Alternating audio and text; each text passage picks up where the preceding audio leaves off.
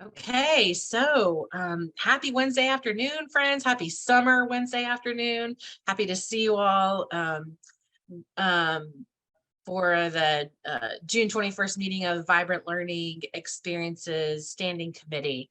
Gonna turn over our welcome and connection activity to Justin, our chair. And then Justin, if you're okay, I have some slides to share. So are you okay with me just sharing screen here? Yeah, go for it. All right, let's do it. Keeps me from having to look back and forth too. There you go. Let's see. All right, so Justin, you want to kick us off? All right. Well, there's only 11 of us, so I don't think we need to do attendance, so to say. Small but mighty. I'll capture the attendance on my on my notes.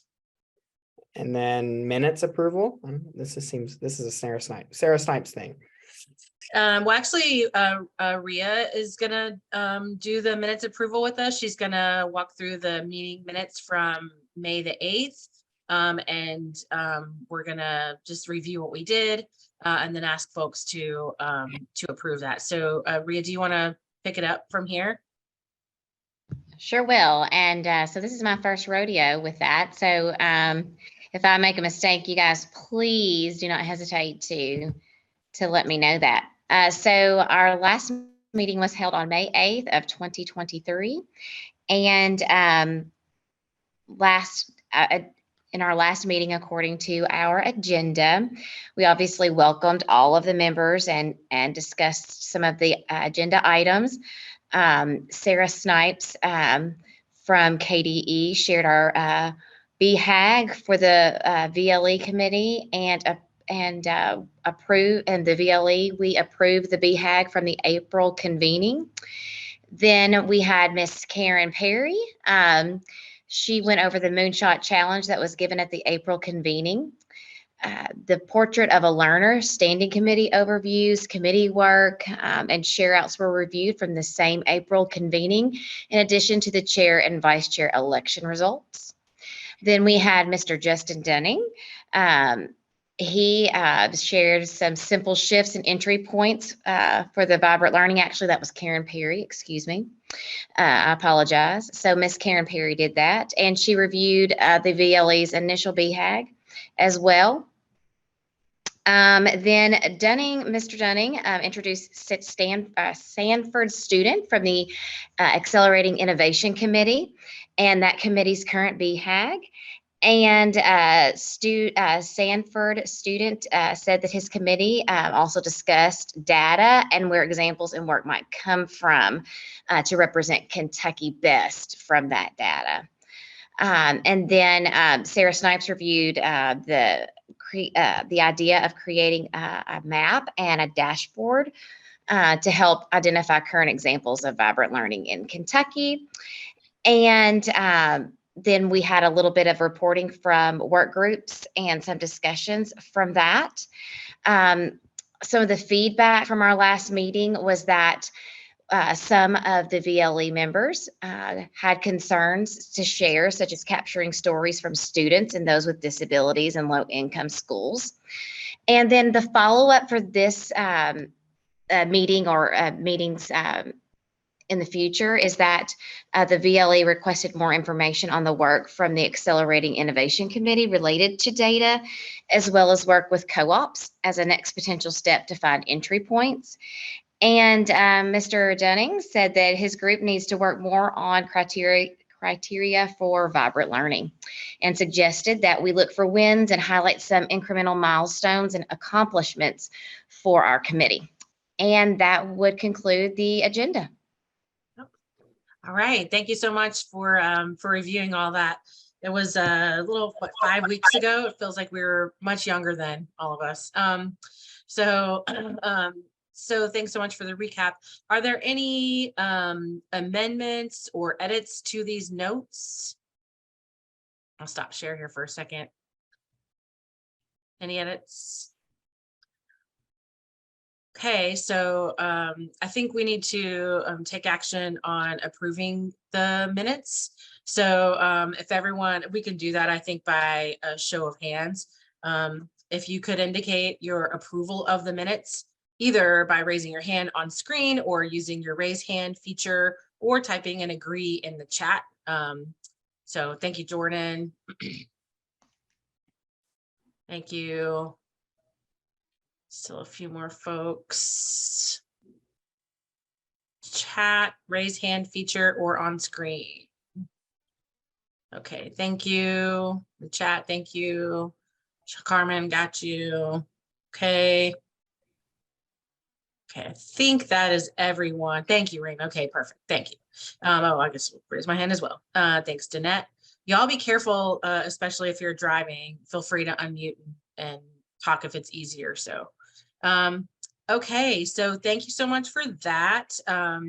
It's just really helpful to sort of revisit. We do have a number of updating items from last meeting, so we're happy to share some updates with you all. But first, I'm going to turn it I think back over to Justin for our connection activity. So Justin, I'm going to turn this connection back to you. All right. Well, thank you, Rhea, for taking those amazing notes. They look very nice. And then, so our connection activity today is to center on a student. We all have that special someone, at least, I mean, for me, it's a teacher, but for most of you, it's a student. And then think of the name of a student who will influence your thinking and perspective during our time together today. And you can drop their first name in the chat if you want to, if you're comfortable doing that. And then as we discuss and learn today, keep them in mind because it's summer break and we don't see everyone every day.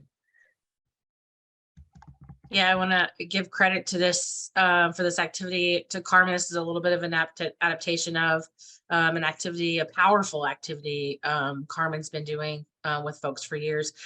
Even a picture of a well-loved student.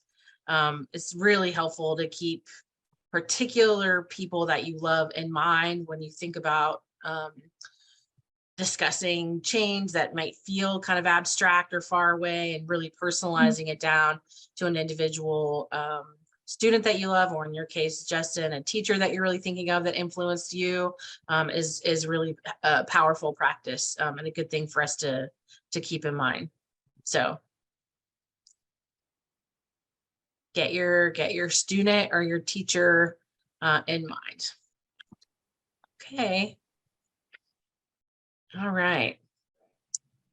Going to just a quick recap. Justin, I might ask you to go over this as well. This is your kind of working group. And you mentioned at the last meeting you wanted to do a little bit more work on this. But just as a reminder of everyone for what our working definition current state is for Vibrant Learning Defined, which was our last BHAG. So Justin, you want to talk us through this? So our approved definition is as agents of their own learning, students are cognitively engaged and relevant, authentic, meaningful education, discovering their gifts and talents, which culminate into personalized products and experiences that demonstrate their mastery of knowledge and skills. So I think my group also, and it's been brought up, the long definition needs some work to it. A really like in-depth, this is like the front page, the one pager, but we have a draft from ChatGPT of an in-depth definition that we could definitely take a look at.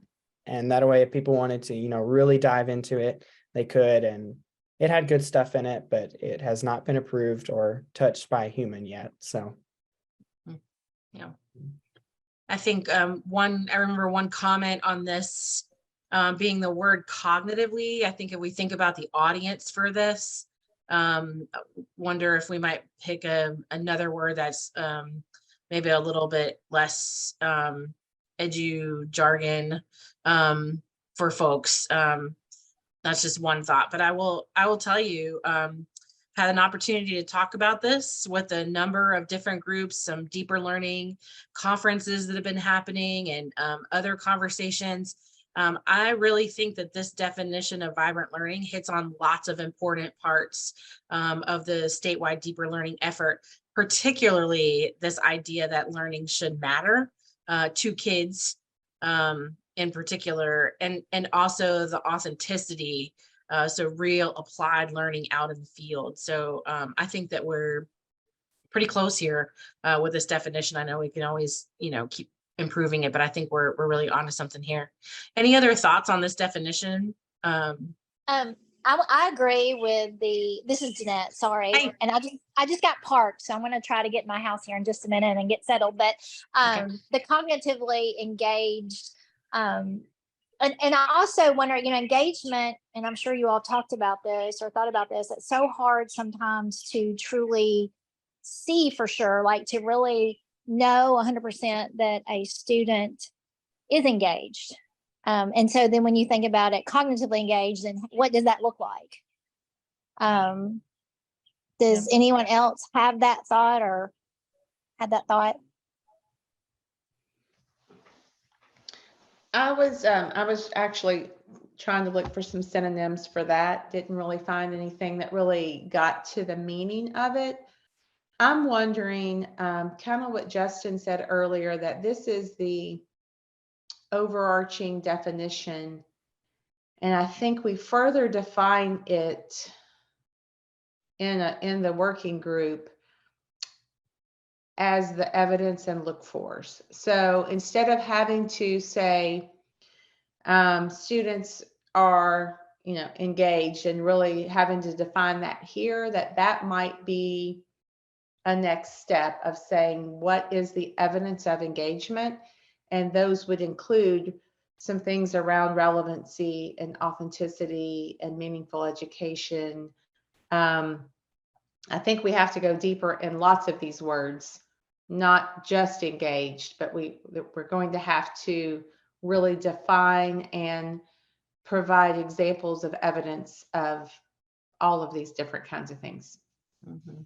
Yeah, I was going to say the same thing, Susan. I remember our working group was going to truly break down every word in this definition and give at least some sort of criteria or look fors or small wins or something to go along with each word. That way educators have it as a reference point, and then we know what we're looking for to be able to say vibrant learning is happening in the classroom.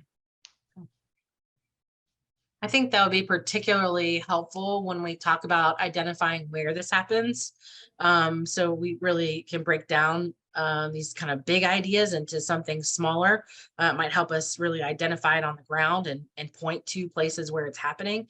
Even if all of these things aren't happening, at least some of these things are happening. So I think that next level of specificity will be helpful. Okay, all right. So I think good to revisit our definition of vibrant learning, and we'll keep working on that.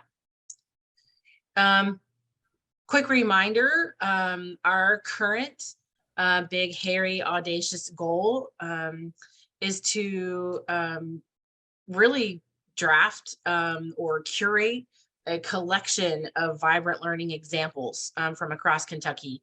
I think that we all can probably point to some places, but we said we were going to spend the next few months really identifying where this is happening in the form of a map, an actual literal map. We're going to continue breaking down the evidence and criteria of vibrant learning, and we're also going to talk about how to get started or how to shift your existing practice. And so we have some update on some of those items, and I think some identification of some next steps for us all. But that's just a reminder of what we said we wanted to accomplish in the next few months, and just start thinking about how we can get the evidence of vibrant learning out a little further into the field. So there's our current BHAG. One of the items that folks said at our last meeting that they would like to hear about are some updates from other standing committees. I would invite other folks who may know people in these standing committees to add in some additional information here.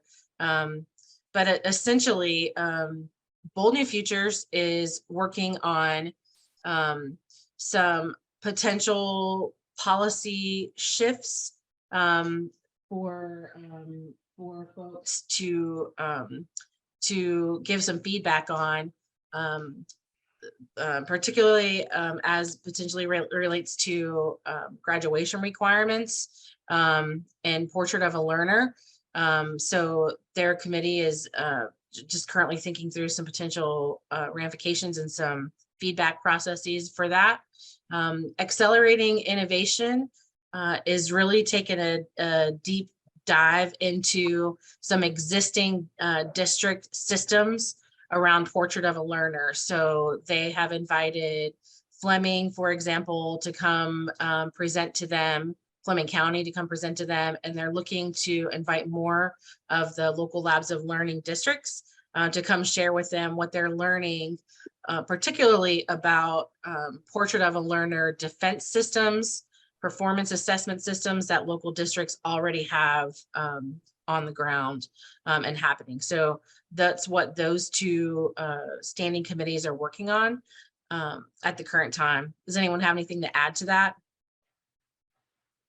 I think lots of folks that we know are deeply engaged, Shelby County, Fleming County, Logan, lots of folks that we are pretty familiar with already. I'd add here too, if there are particular districts that we'd like to hear from, L3 districts or otherwise, that we'd like to hear from.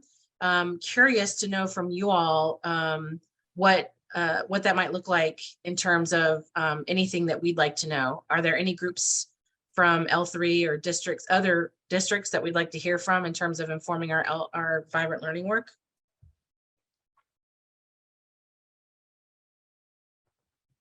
With the Student Advisory Council, a topic the last few meetings, or it's been like an update the last few meetings, is I think the School of the Deaf is getting a new principal. But that just kind of sparked my interest. Maybe we should hear from either the Kentucky School of the Blind or School of the Deaf to kind of look into some different learning practices and what vibrant learning looks like at their schools. Interesting. Yeah. Okay. I'm wondering if some of the PBL schools who've been in the work for the full year, I know there are several, especially I forgot the name of the elementary in Rowan County. Tilden Hogg. Yeah. Really impressed with I heard them present when I was down in Southeast Kentucky Co-op, and just the sequencing of school-wide from kindergarten to 5th grade, a year full of vibrant learning experiences, a very intentional. And the great thing about that is they captured all of it digitally.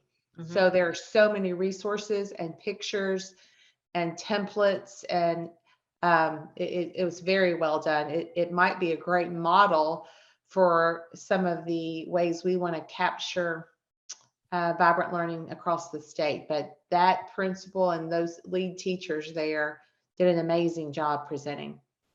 Yeah, agreed. And I just learned from that principal, Brandy Breeze, last week or so. They actually also had a podcast. So they create a podcast, and they're continuing on and thinking about what they're going to do next year. So that's another good idea. Okay, good. Carmen, I saw you on mute. Did anybody say Barron County? Not yet. And I went to their session at the thing in Bullitt County last week, and they are doing some really neat things with their senior defenses. Really neat, and the way that they are shaping those, they're good. And did you say Frankfort Independent? Not yet, but yeah, I'll put them on our list here. Yeah, Frankfort Independent. their senior defenses, the way they do that, and this year they added juniors in as a, so the juniors defend their readiness to go into an internship the following year, and then the seniors defend against the profile of a graduate using their internship experience. And those were really powerful. Yeah, I love both those suggestions. I think one of the other things that we know that's going on at Frankfurt is they just recently revised their portrait of a learner. So they're on the 2.0 version. And I think there are some lessons learned there that might benefit folks too. Yeah. Yeah. Yeah, those are good. Okay.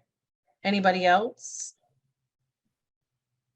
I'll add this one. Kathy House from Trimble County is the chief academic officer there, but she had a really unique approach this year. They had done a grad profile. They are now on version 2.0, many lessons learned, but her entry point with teachers for changing the student experience has been performance assessments.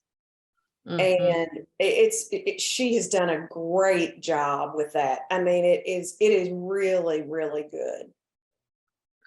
I'd love to hear that. Love to learn more about that. Yeah, she's done a great job to making sure that their grad profile, it's called the Raider Way, really is their DNA of the system in every way. I mean, yeah, it's phenomenal what she's done. So to talk with her and some of those teachers would be really interesting.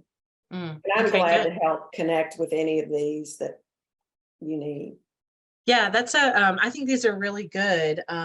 It feels like a lot of learning potential for us. If we would, one way to do it is just to invite folks to come and share. Just give them 10 minutes on the agenda, or we could develop sort of a set of questions for them and say kind of gear it in this direction. Do you all have any preferences in terms of how you want to hear from these places?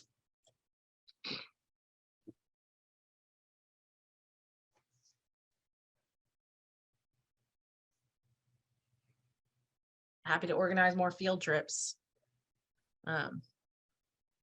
We're known as a traveling committee. For the one I mentioned from Rowan, that elementary school, they have a full presentation ready. It would take a lot more than 10 minutes to really understand the breadth and the depth of their system. And that could be something that we could probably do virtually, because they have it all digital, and we could listen in on podcasts. Just you saying that. Just you saying that, Susan, is helpful to me. One of the things we do at NextGen is we invite maybe 3 or 4 people to present, and then we split up as a team of people. And so maybe we could invite folks in and kind of divide up and hear from it, and then pull that learning back together as a standing committee. That could be one way to cover a lot of ground and give people more time to get in depth when folks have questions and deeper conversations. So maybe that's another way to think about it. Helpful. Okay. Well, I think it could be helpful to kind of break the system a little bit and ask for a student to join them in their presentation. Yeah, especially if it's virtual, just line up some kids. Appreciate that. That amendment, Justin, for sure. Making some notes here. Okay. All right. We will go forth and get some folks lined up to come share with us. And if you all think of other people, sometimes it's hard in the moment to think of some, but if you think of others, just let us know and we'll reach out to them. to present. Yeah. Okay, so not closing that, but just, if you think of others, if it's 3 o'clock in the morning, just send an email. All right. Okay, so I think the other thing for us to think about, last thought on this, is not just hearing from individual districts, but co-ops are also learning a lot across their regions. We're going to hear from a co-op today. But I think one thing we may think about too is how we can connect with co-ops, learn from co-ops, learn alongside with co-ops, and what we may be able to do to help them in their efforts too, as lots of them have been doing really, really, really impressive work on deeper learning. So let's think about schools, and let's think about districts, and let's also, I think about the bigger regions of co-ops. Okay. So Justin, this is back to you. Right. For the next item. So a topic of conversation has been brought up between the facilitators and talking to the other committees. They have co-chairs. And so you can see it on the screen, but a quick overview of the roles and explanations of a co-chair would be to support the facilitators and myself in agenda creation and planning for upcoming meetings. You would need to attend the monthly COOL planning meeting, which is on the 3rd Wednesday of the month, Karen. Yes. Sorry. Serve as liaison to support chair and sharing updates with other COOL council committees as needed, and serve as a VLE representative in case of the chair absence. So we can discuss this. We can discuss what we would want the co-chair to do. I think it's a good idea. Karen and Sarah, we're all on board with it. So would everybody be on board with looking out and selecting a co-chair? Does anybody have any questions?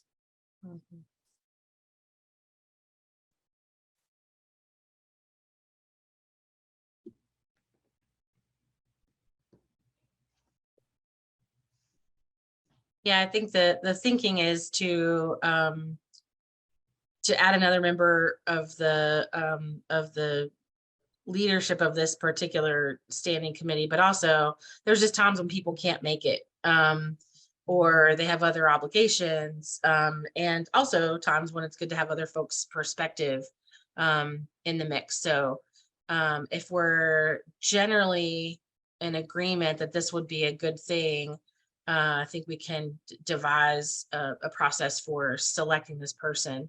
It would also, I think, provide some continuity. Our original agreement was that our chair would be a 1-year commitment. And it's good to have someone else there just for stability purposes. So what other discussion do we have on this? I think another good point would be the attendance at the monthly COOL planning meeting, that we would have more representation there, just to hear, sometimes you miss things or miss those meetings, and having other people in attendance so we can keep those connections moving forward would also be beneficial. Yeah, agreed, Susan. And I just reminding me of another, there may be times when we are invited to attend other standing committee meetings, and it wouldn't have to be the co-chair to do that, but that could be a potential co-chair thing to undertake, just to represent us at another standing committee meeting, in the same way Sandy Student came to ours last time. I think we're interested in, and we've heard this across within standing committees, but also across COOL and also across the L3s, an interest in building more bridges so that no one wants to work in a silo. And so having another person in this role might potentially help there.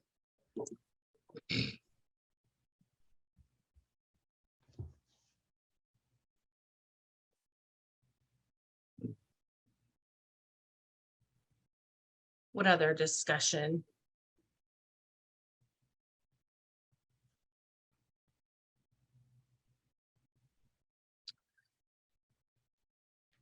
Is this an election or is this a position that is appointed? Well, that's a next, I think, topic for us to decide as a committee. The process, if you'll recall, that we used to select the chair was we asked people to either nominate other folks or nominate themselves. We had folks draft a letter of introduction to other people in the standing committee, because really, no one knew anyone at that time unless you just happen to have a personal connection. And then we did an election of the chair. So that was the process that we followed for the chair. We could follow a similar process for co-chair, or we could create a new process. Open the discussion. I mean, just open a discussion on it.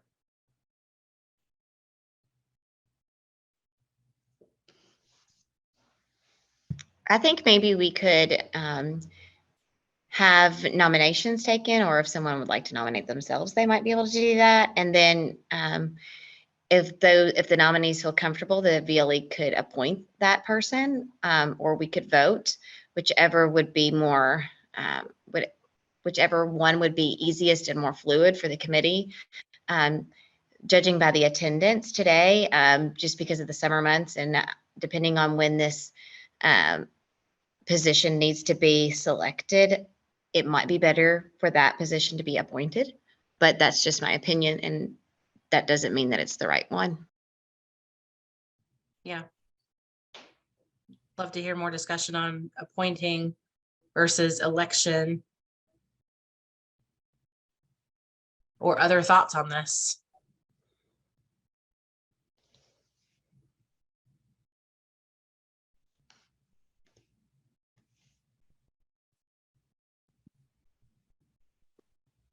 I'm all for an election. Personally. Okay.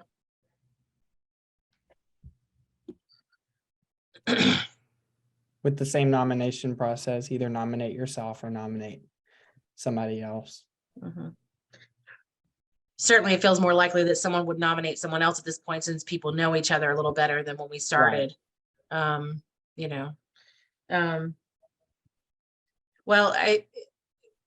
I think two things here. One, the question of, do we want to proceed? Do we want to proceed with going about a co-chair, or getting a co-chair, lining up a co-chair? And do we want to appoint or elect? So those feel like two separate questions for me. I'll pose the first question to the group, which is, do we want to proceed with getting a co-chair for our committee? I think I'll ask again for a vote from folks, just to have a sense that everyone's had some say in it, unless there's further discussion on the question. Can we vote in the chat this time? That way we have a very accurate Yeah. look. Yeah. Yeah. Unless you're driving and that you can't do that, and then you could just unmute. Yeah, you can yell at us. And let us know. Yeah. Okay. So let's take a vote in the chat. Do we want to proceed with co-chair, with getting a co-chair for our committee?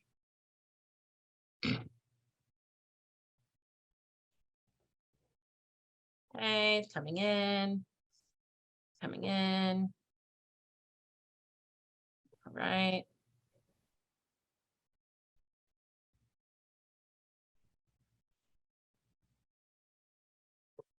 Anyone else?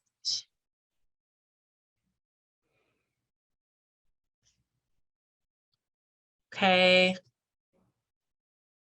Anyone who's driving who can't type in the chat?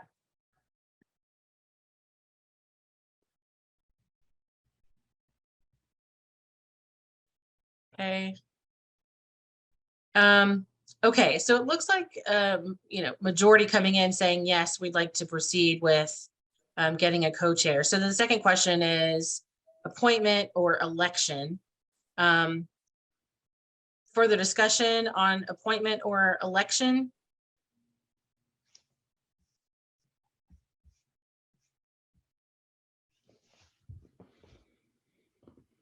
Okay, we've got a vote in the chat for election.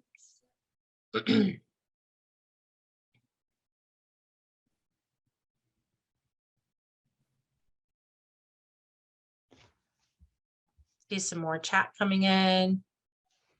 What other? I wonder if the election could be less formal than the first one. Now that we know one another, we might not need a introduction. So if we went with the election, we could, we could just have it submit the name, not necessarily a whole process. Yeah, I think we may not need the full letter of introduction that we had last time. One thing I would like to do, just since we are smaller in number today than what we typically are, I'd like to not take any action on electing or anything like that tonight. I think we need to communicate out to our colleagues who are not here. I'd like to at least let other folks know and open up nominations more widely than just the folks who are here tonight. So I agree with that. okay. And I'm team election with, like Susan said, maybe not as formal.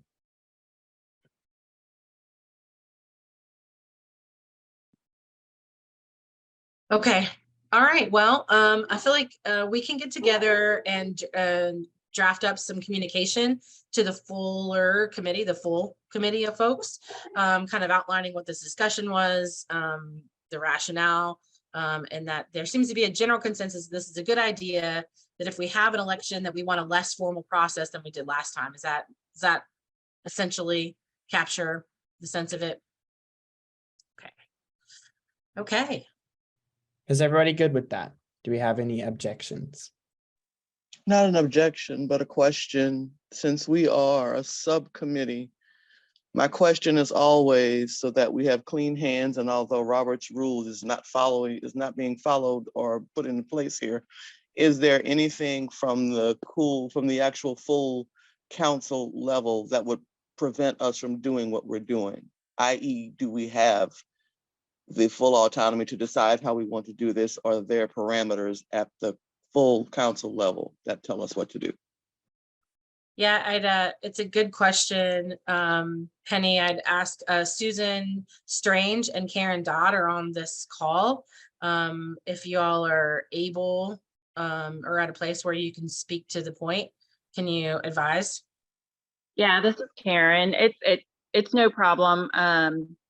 I think all the other committees do have a co-chair, and up to this point, we've pretty much let folks determine how they're going to do that. We did put in a process in place for the full committee when it came to electing a chair and a co-chair. You guys are welcome to follow that, which is really the process that Karen Perry just shared with you. So if you follow that, you are following what the full council has set, but it's fine. I don't think anybody's been real specific to Robert's Rules of Order. We haven't set that as a precedence or anything like that. So you guys are good.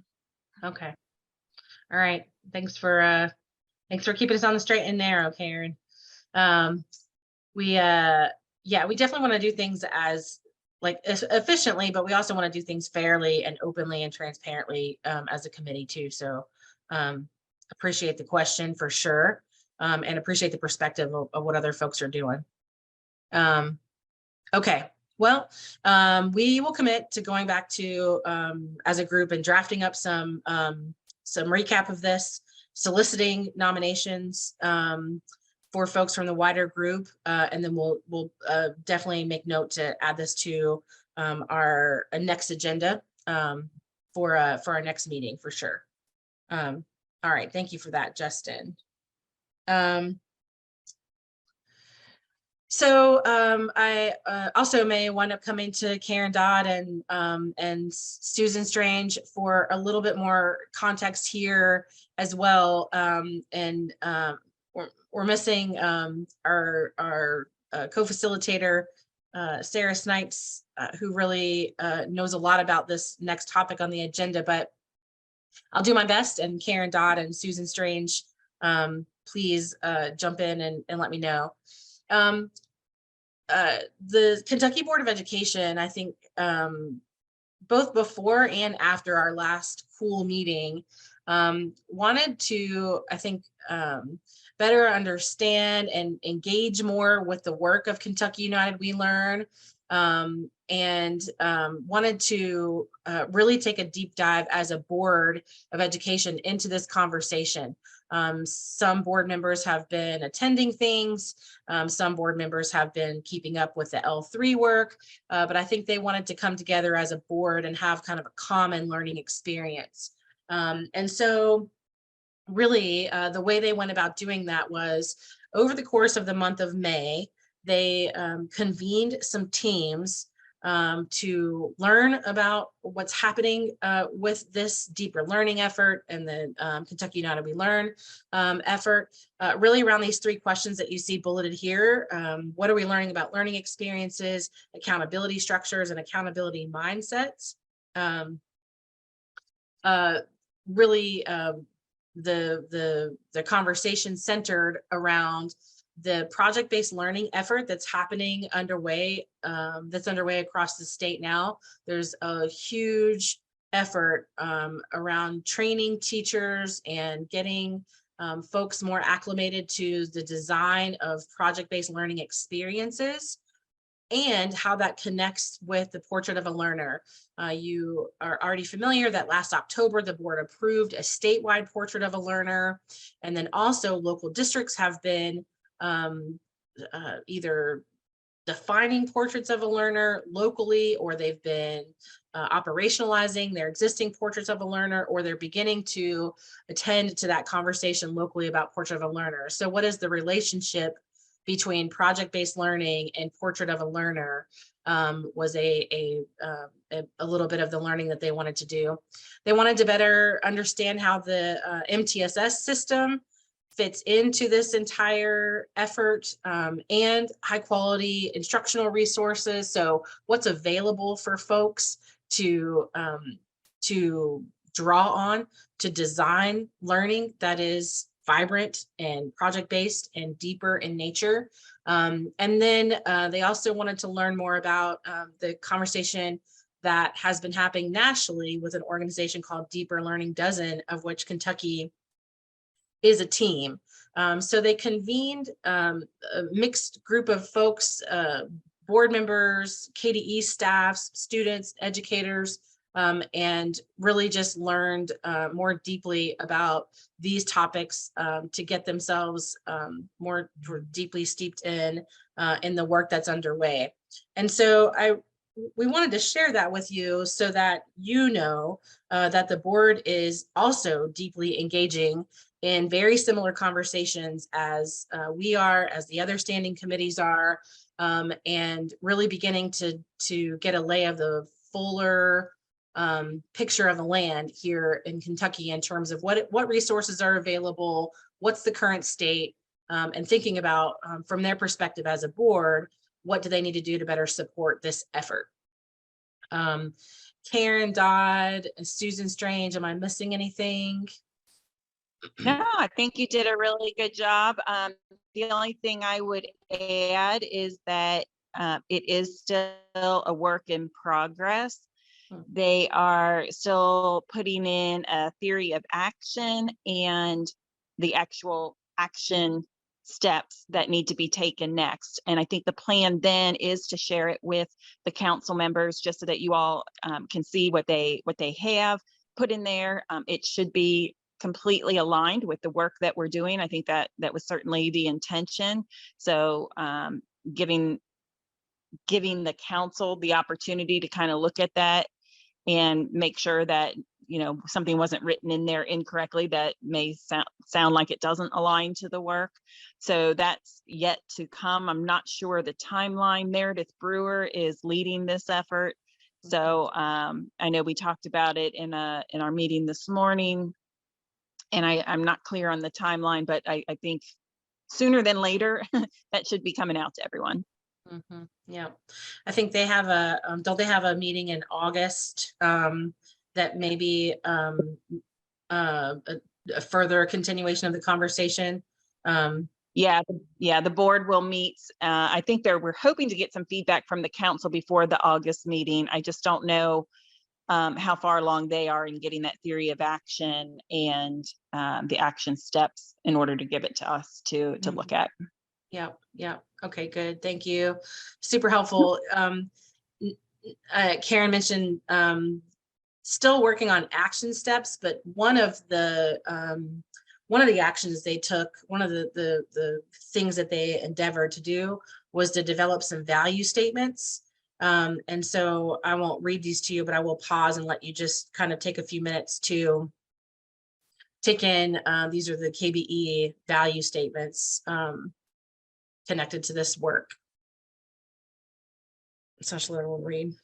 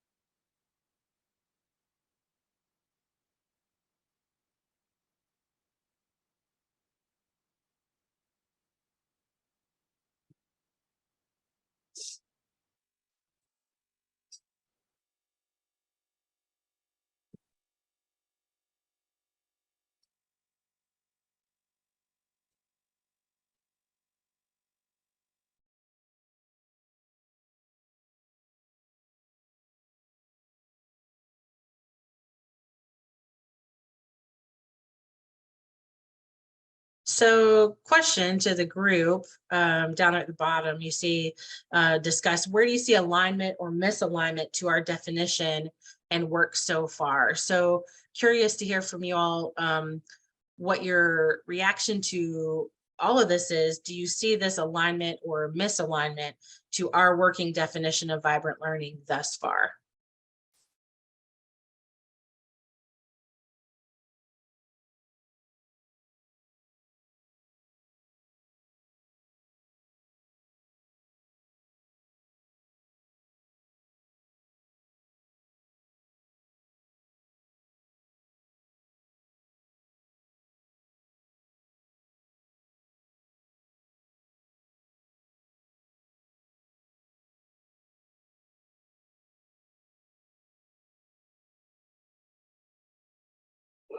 We might have these in our definition, but I just think there's some key words here that really have a vibe that we want to capture, like joyous, inspiring, spark curiosity, dynamic, authentic. I mean, those really, they just sort of create a vibe. Mm-hmm. Yeah, I agree with you. Those are powerful. Those are high impact words. We talk about a moonshot and bold and aspirational conversation about the kind of learning that we want to see for kids. I agree with you. Joyous and inspiring and curiosity are, I mean, those are powerful words. So.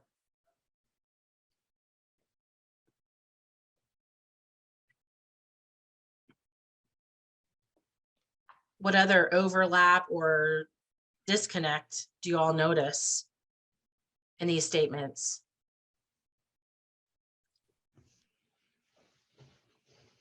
One thing I notice is that there's a little bit of educator speak in here that I think one of the things we're trying to do in our definition is make it accessible. And I'm not saying that this is a critique of this document, it's for a different purpose, but like HQIR, like I don't think that anyone outside of education would have any idea like what you were talking about there. So just something as we're thinking about how we might use this, like I think there's language in here that is like educator speak. And so there would have to be some decoding of some terms. Yeah. Yeah. Agreed.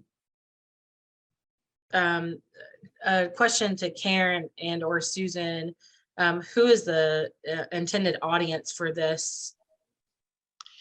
So what I believe I heard from Meredith this morning is the council, KDE, and the public, so very Okay. wide. Broad. I believe it would live on the Kentucky Board of Education webpage. Okay. Yeah. Helpful. Thank you. One of the things that jumps out to me is we stand for and value authentic, dynamic, content-rich, real-world learning experiences. Similar to Carmen's point, I think about these kind of power words.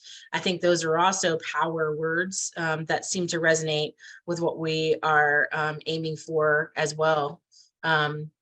In terms of vibrant learning. So I see a lot of alignment there. You know, it just feels it just feels good to know that we are having similar conversations and similarly committed.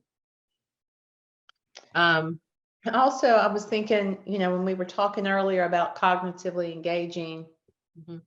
some of the words here in that same statement, when kids understand, apply, and reflect on knowledge, there's several references to application and transferability of knowledge. Yeah, we could, instead of saying cognitively engaged, if we decide to define that further, those are some of the pieces I think they're trying to get at as well. I know that's a good thought, Susan. Drawing from this to help us resolve some of the questions we might have about our own definition.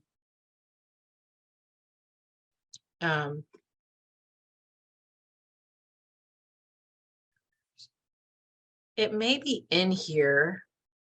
Yeah. One of the things I like about our definition that I think is really clear, just our very fine point on learning that matters to kids. I think they have purposeful here in the first line. But I think it's always helpful to have lots of references to like, this needs to be relevant.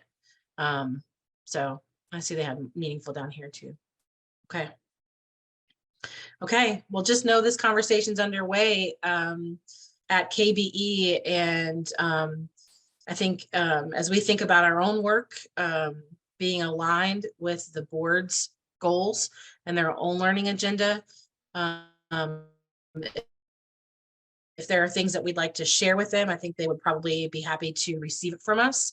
I think we have a number of things that are in the works right now that might not be finished by August, but I think if we would like to share things with them, they'd probably welcome it. And certainly we'll keep an eye on this conversation as it informs our work as we move forward too. So just wanted to connect some dots here with our work and the state. Okay, so super excited now to turn over the microphone and screen share if needed to our friends from OVEC, specifically Rachel Albright, who is an absolute rock star.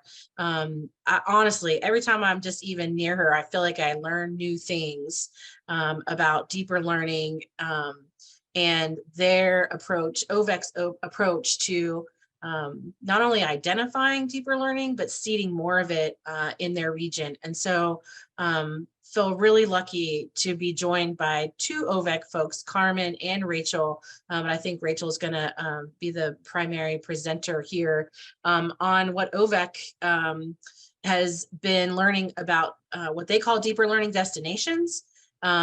And how they've identified and what their process has been to identify what these are.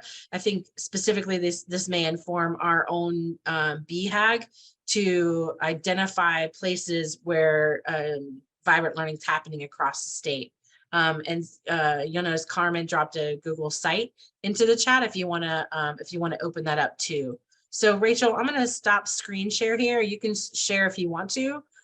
Or let me know what would be most helpful. That's fine. I don't have anything to screen share. Okay. I mean, you guys are welcome to pull up what Carmen dropped in the chat there. That's probably what I would be looking at if I were you, to just kind of get a sense of what we're talking about. And Carmen and I are just kind of riff and raff here. Carmen, anything I don't say, you jump right in like we always do. And so we found ourselves. Can I offer a friendly amendment? Yeah. Can I offer a friendly amendment? You're not riff raff. You are peanut butter and jelly. Peanut You butter and jelly. haven't seen our office. We're currently moving like offices, and it's just piled with boxes. It's just riffraff. It's riff. Definitely riffraff.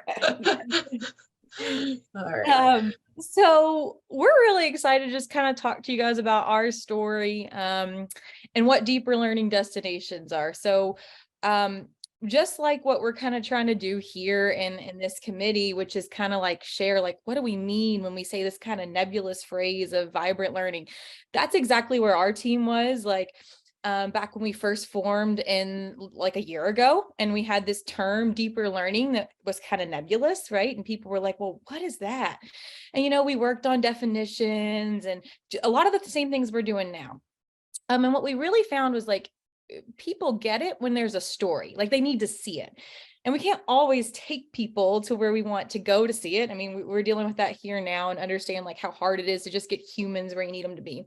And so our deeper learning destinations are kind of our approach to like share stories of vibrant learning. It's a way of allowing people to discover like, what do we mean when we say, deeper learning for us? It takes this kind of nebulous term of deeper learning and makes it a little more concrete. So what they are is they're stories of school systems all the way down to the classroom level where we think really awesome learning is happening. And they include a portion that really talks about how is it transforming, like what that student experience feels like inside that school system, inside that classroom.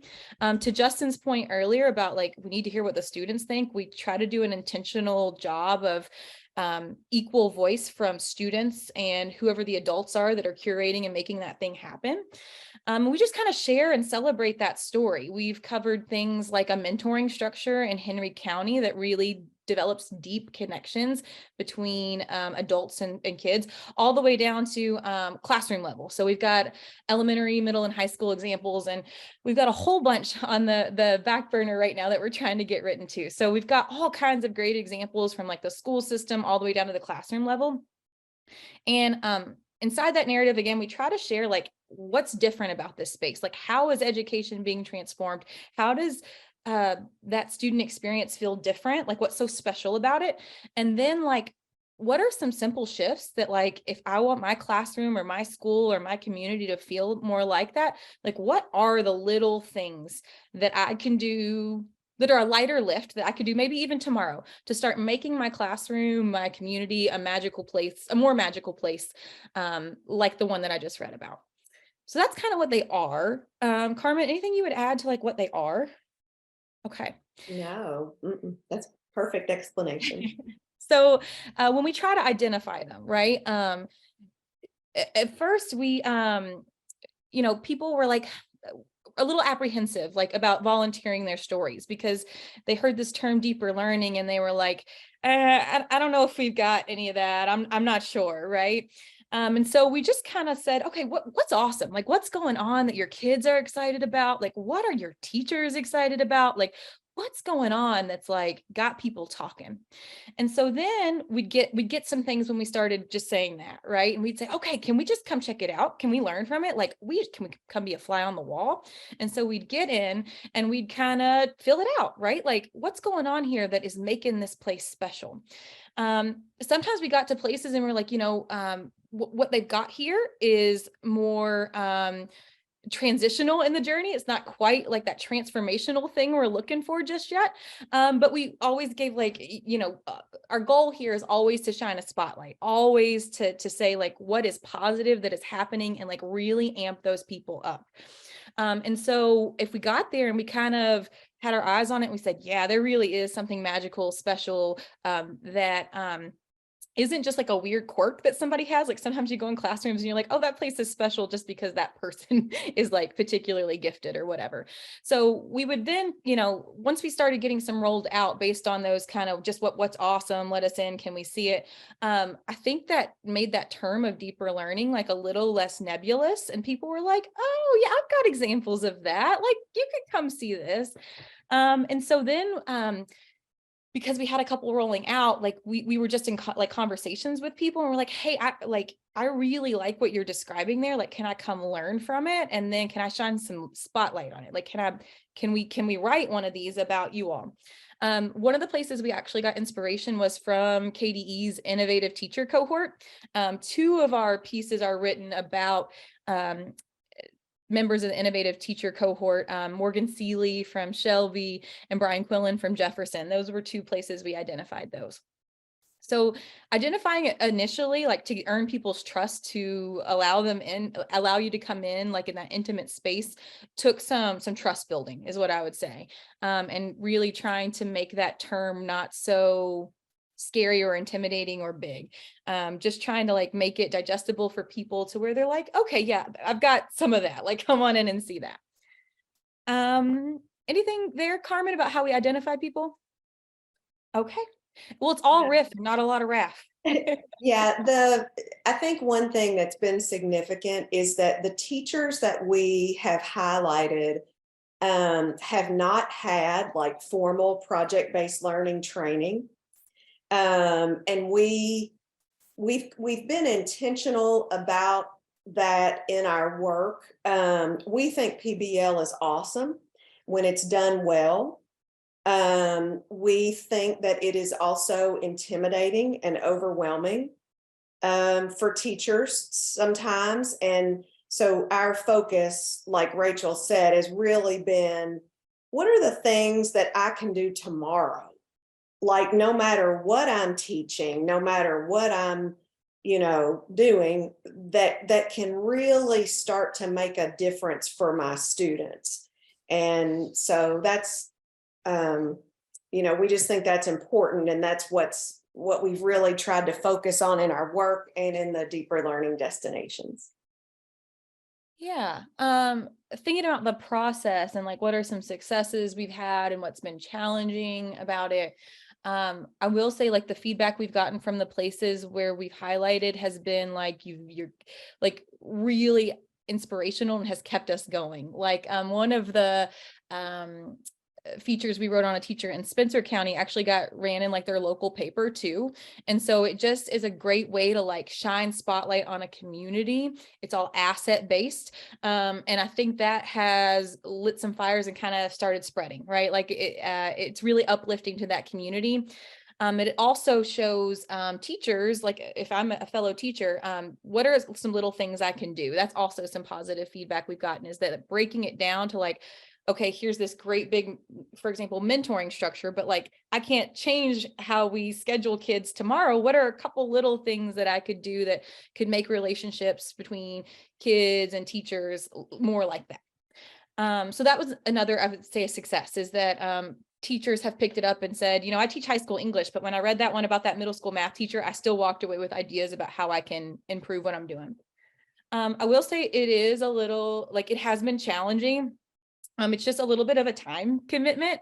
It's probably one of my favorite things I've got to do this year, but it's really challenging to pull what off, like logistically, at least at first. First of all, you kind of heard some of the challenges of initially finding them, but then there's this whole process of kind of like vetting them, right? Because not everything is a vibrant learning experience. Just because it's fun or just because it looks cool or there was this cool presentation, like it doesn't necessarily mean that it's a true blue, like vibrant or deeper learning experience. So you kind of have to have an eye for the work to maybe sometimes cut through the fluff sometimes, because sometimes we come in and we see the cute project at the end, and then everything leading up to there wasn't as good as we wanted it to be, right? Or it wasn't truly a vibrant learning experience. We're really passionate on like you know, we've got to make sure we're marrying academic skills with portrait of a learner skills. So like making sure that it's not just one or the other, but that it's both. So making sure like that the experiences we're highlighting like speak to what we say is deeper learning or vibrant learning. That process then kind of looks like making sure you get good quotes from kids and from whoever the adults are that are creating those experiences. It's really important to us that we highlight the student experience. So making sure you have good quotes from kiddos, and then good pictures that illustrate the work. Writing it as a collaborative process, usually myself or Carmen or one of our other teammates kind of take the lead drafting it, and then we give each other feedback, make sure that it's you know, where we want it to be, pull out those simple shifts, and then we publish them on that website and kind of share them over social media. And that's where we hope they're picking up traction. I think moving forward, like one goal we have is to at least highlight like one example of this in all of the 15 districts we serve. Right now we're at about, I want to say like 7 or 8 of them.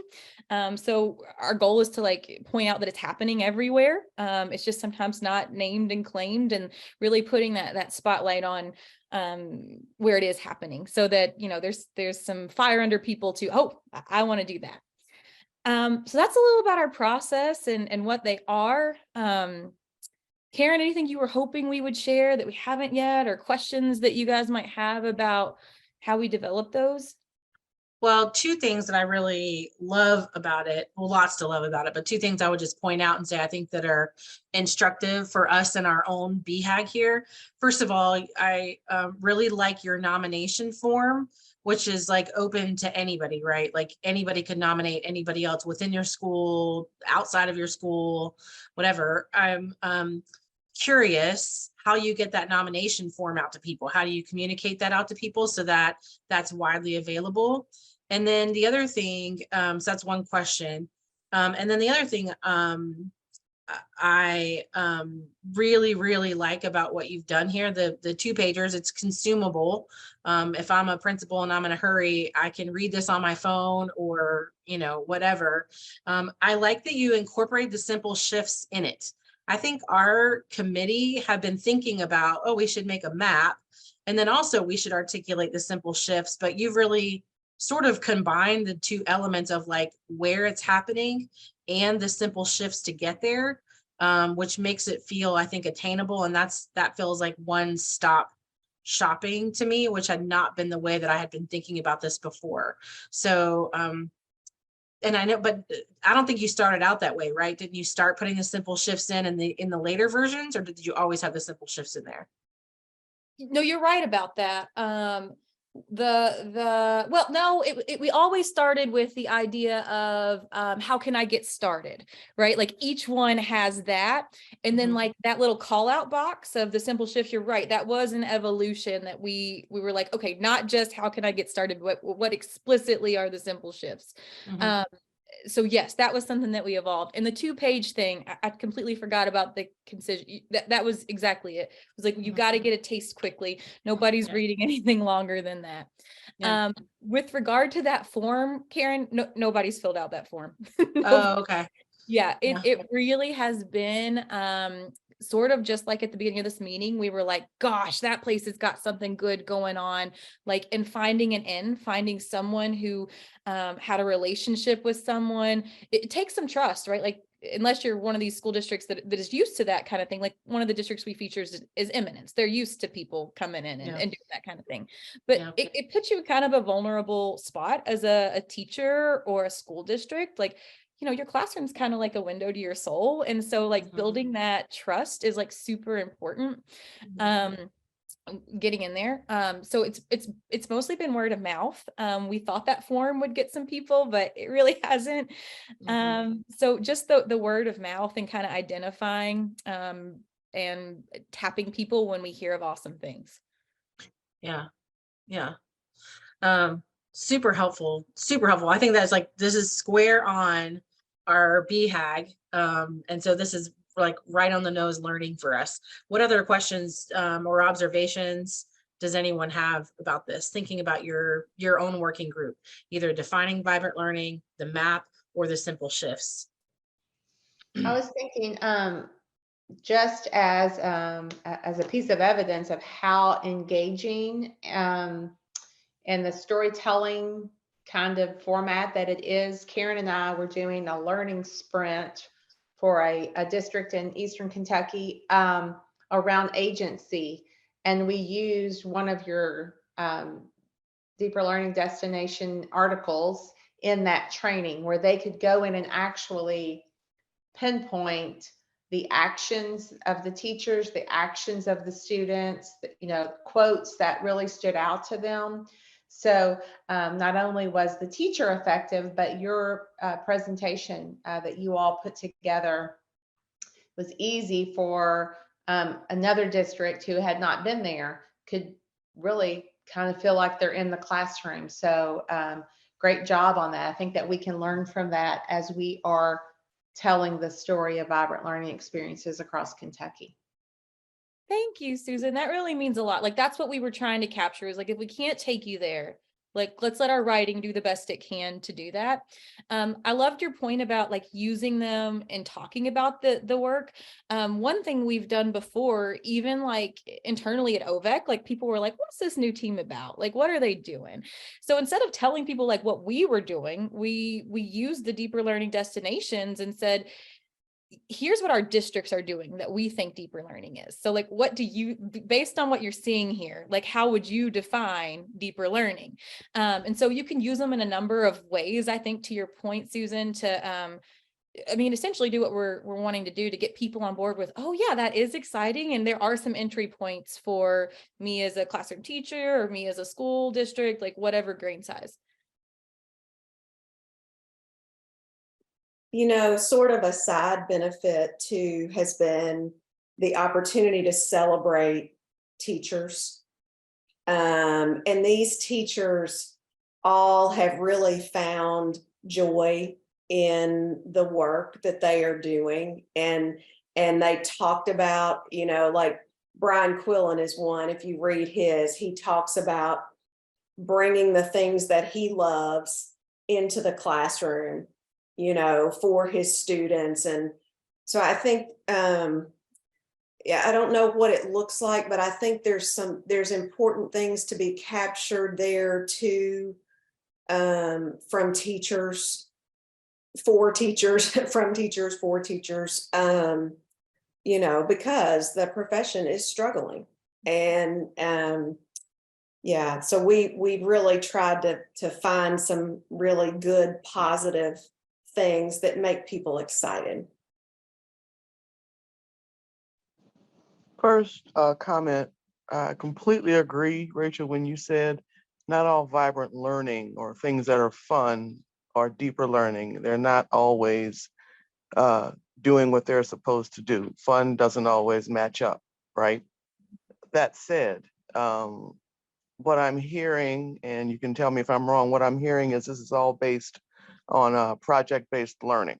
So is the goal to focus strictly on this type of learning, on deeper learning through project-based learning, or are we casting a wider net? And the other question is, what does measuring effectiveness and success look like? So the first question about PBL, all three of the teachers so far that we have featured, I actually asked them, like, would you consider yourself a PBL teacher? And they all said no. Like, actually, I've had not a lick of training in PBL.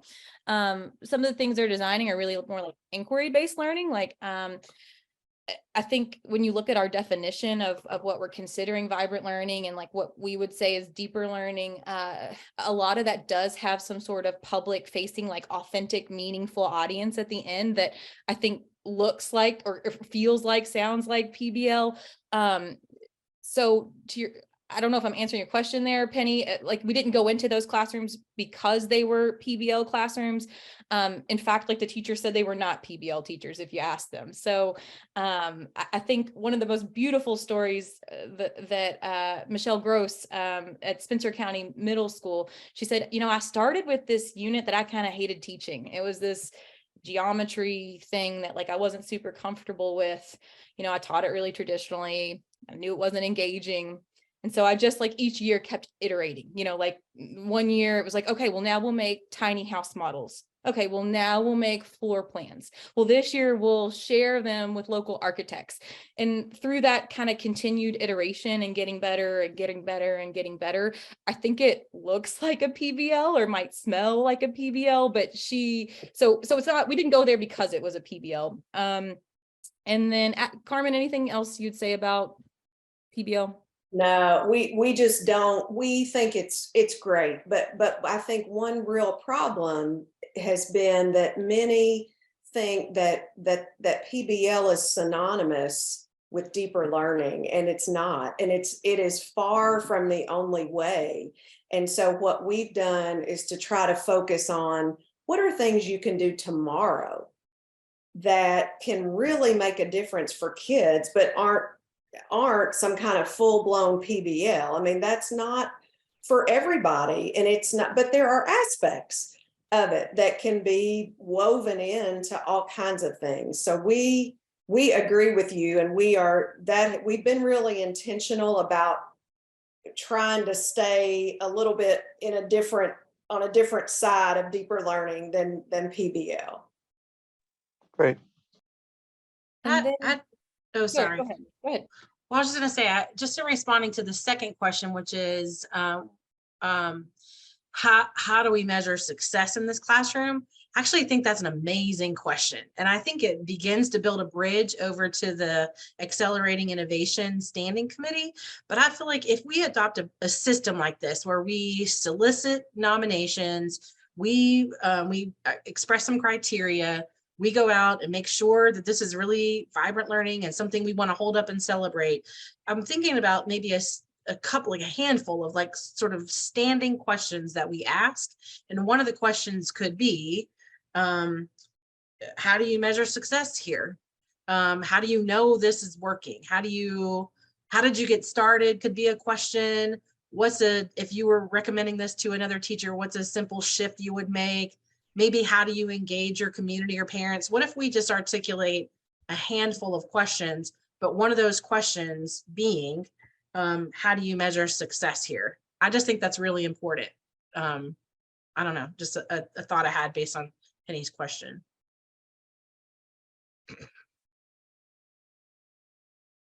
Sorry, I think I interrupted you, Rachel. No. I was just gonna say, I wasn't quite sure, Penny, like what grain size, like if you were talking about like at the classroom level, or like from us as a co-op, like what success we've seen like through our objectives with doing these.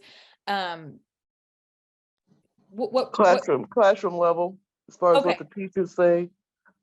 Yeah.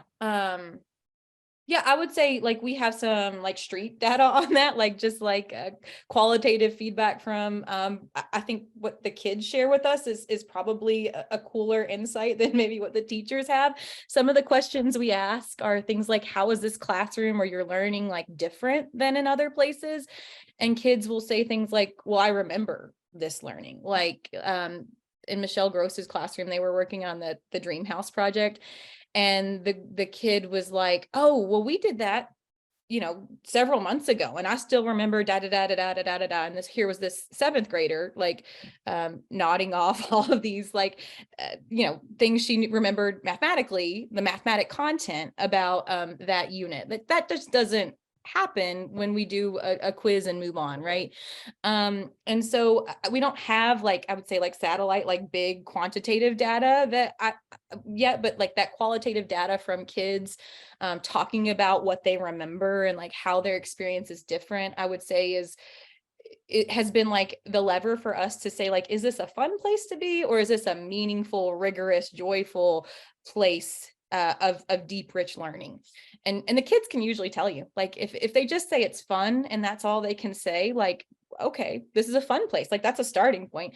But you can tell like through what the kids say about their learning that, no, this is a vibrant learning place, because they're talking about the content they've learned, the grad profile skills they've engaged with. And that to me, that's the metric I'm looking for when I'm there.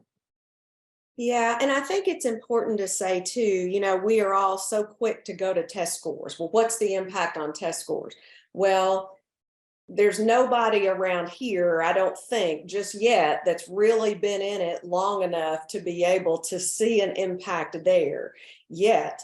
But what you do see, what you start to see, just like in Henry County, where they started that mentor program, that became their highest attendance day. And that idea came from survey data, because their kids, on their survey after COVID indicated that there was a huge increase in thoughts of suicide. There was a huge increase in, the terrible factors, like I don't have an adult that I connect with. And so they really started this as a way to start to connect with their kids. And so what they saw right away is that leading indicator of, an improvement in attendance.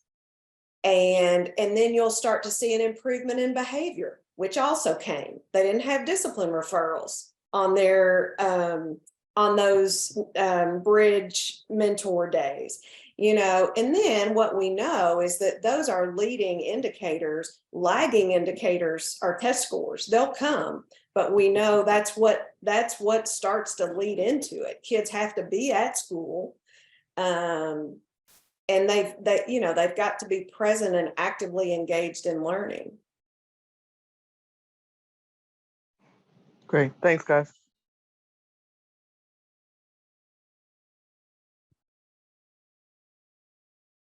Any other questions from thinking about our own BHAG and the tasks in front of us?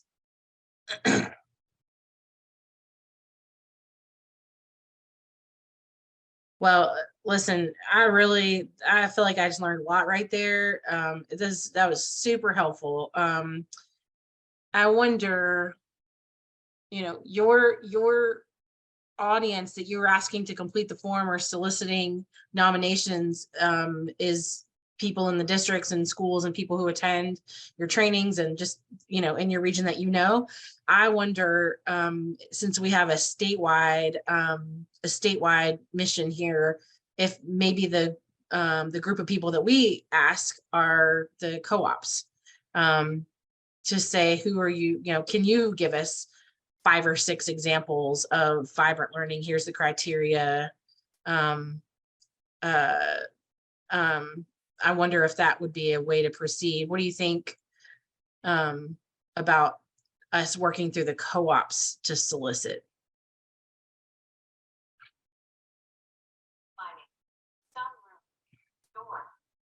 I will say, just as someone who works like at a co-op, we have teams of people that are everyone on here has like another outside job or their student, right? And this is, like I just said, like it's a timely process. Like it takes an investment.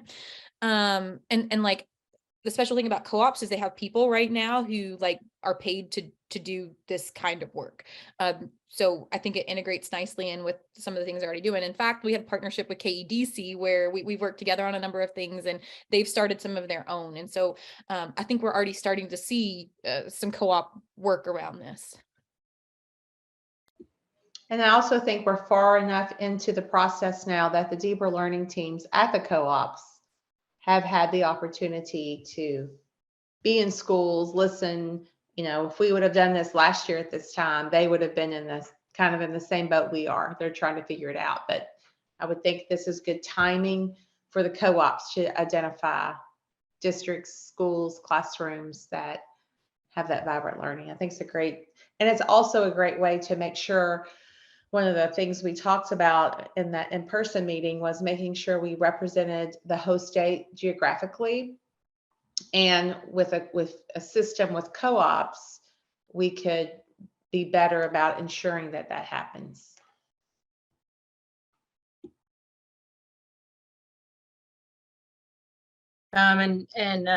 Agreed, Susan. I think we do need to make sure that the whole state is represented. Certainly there's vibrant learning in all corners. And if the part of the idea is that we want to hold it up so people can go see it, it needs to be regionally close to people. People need to be able to get to it or know somebody who can reach out to them, or, you know, I think that's an important part of our obligation too.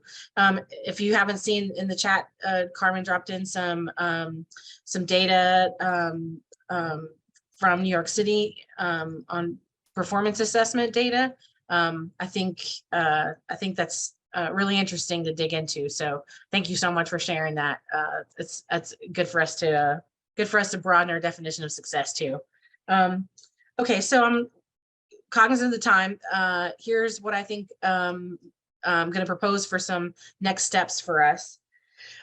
We are going to send out a follow-up email to this, both just to recap this for our own sake, but also for our friends and colleagues who aren't able to be here. We're going to address the co-chair and the process around the co-chair. We're going to ask for volunteers who may want to attend AI meeting or Bold New Futures meeting on behalf of our committee. And we're also, just like we invited someone in on our last committee meeting, we want to try to start building bridges to other standing committees. We're going to make it an agenda item for our next meeting to talk about how we could build some stronger bridges, both between us and the other committees, and I think us and co-ops as well. So we'll put that on our next agenda. We're also going to send out 2 proposed meeting dates. We're trying to avoid meeting on the same days as Accelerating Innovation and Bold New Future.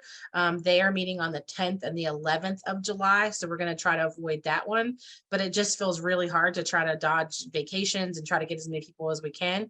So I think the best way to do that is probably not to decide here with this small group, but to ask more broadly for folks to respond to what's a better meeting date, knowing that we're not going to be able to get everybody, but we'll be able to get more. So I think those are three things by way of follow-up we're gonna think about doing. Am I missing anything?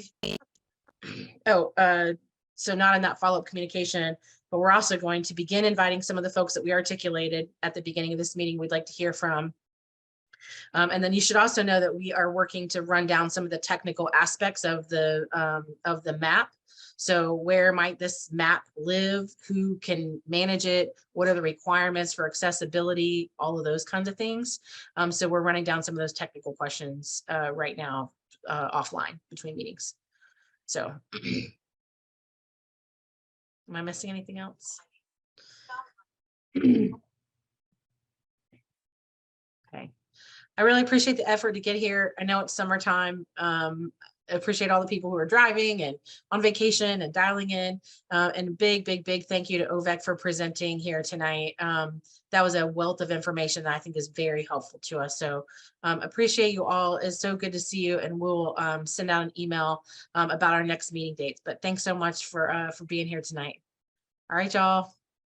Go get some summer in. Thank y'all.